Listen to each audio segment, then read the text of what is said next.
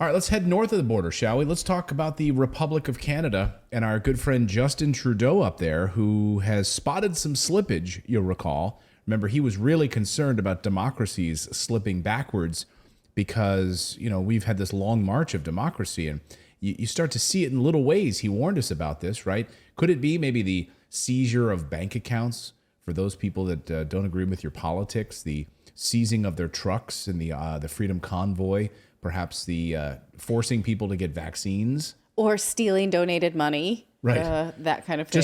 Is that slippage? Is that the slippage you're talking about? Well, you know that Justin Trudeau and his administration are absolutely apoplectic when it comes to disinformation and misinformation. They will go to great lengths to make sure that you are not spreading disinformation or misinformation in Canada when their very own government has been caught doing the exact same thing. Yet now, journalists who apply for a journalism license, and this is amazing, in Canada, you have to apply for a journalism license in order to, you can still be a journalist and practice journalism. It's not illegal to practice journalism there yet, but you have to apply. It's like getting a fishing license in a way, right? Or a driver's license. If you want to be a journalist in Canada, you have to apply for a license, and the reason you would apply for a license because you get tax benefits for it. Enormous tax benefits for being an actual journalist in the eyes of the government. The only problem is that if you say anything that goes outside of that is critical of the Justin Trudeau government, full taxation for you. You will not be given a license. Yeah, basically, you will not be granted journalism. So you literally have to go up and kiss the feet. You're not granted journalism. You're not granted journalism. You can't. You have to kiss the feet of the king in order to be granted become a journalist. That's unbelievable. It just seems like a page out of, even in the Build Back Better bill, we talked about it on this show. Build Back Better had all kinds of tax credits for mainstream media organizations. Big media, not just little media.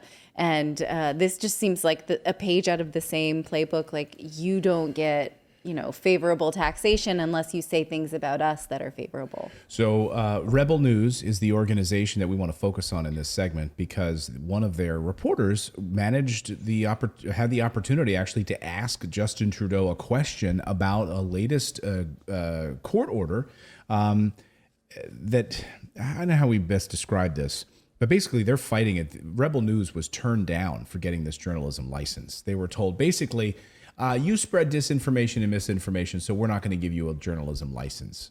Yes. Really? No, they've just been critical of the Trudeau regime and cataloging and detailing all of their misinformation and overreach and overstep. So one of their reporters managed this question of Justin Trudeau, and listen to his response. That I'm allowed to ask you this question is because today the federal court ruled that the government doesn't have the right to determine who is or is not a journalist. This is the second election in a row that the court had to overturn your government. Do you still insist on being able to make that decision, and why? First of all, questions around accreditation were handled by the press gallery and the consortium of networks who have strong perspectives on quality journalism and the important information that is shared with Canadians. The reality is organizations like yours that continue to spread misinformation and disinformation on the science around vaccines, around how we're going to actually get through this pandemic and be there for each other and keep our kids safe, is part of why we're seeing such unfortunate anger and lack of understanding of basic science. And quite frankly, I won't call it a media organization, your group of individuals need to take accountability for some of the polarization that we're seeing in this country. And I think Canadians are cluing into the fact that there is a really important decision we take about the kind of country we want to see. And I salute all extraordinary hardworking journalists that put science and facts at the heart of what they do and ask me tough questions every day. The media organization at issue in this clip, of course, you just heard from the reporter who asked Justin Trudeau and got a condescending response. I'm not going to label you a media organization. You are beneath that because you spread disinformation and misinformation. Meanwhile, his very own administration was caught doing that very same thing, of course. Never mind all of that.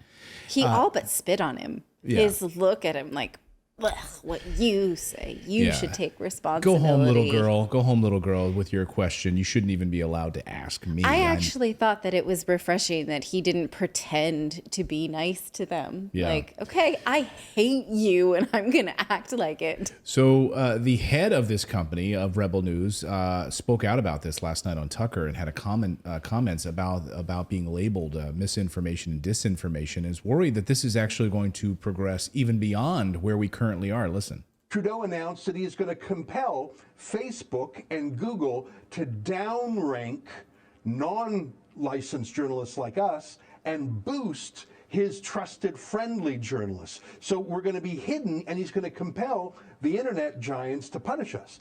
He's also changing the Income Tax Act to punish us. If you have a government license, your subscribers can write off their subscription at tax time. If you're an independent journalist like us, no dice. Of course, there are hundreds of millions of dollars that he is hosing with a fire hose at his trusted licensed journalists, and he's now compelling Google and Facebook to fund journalists too.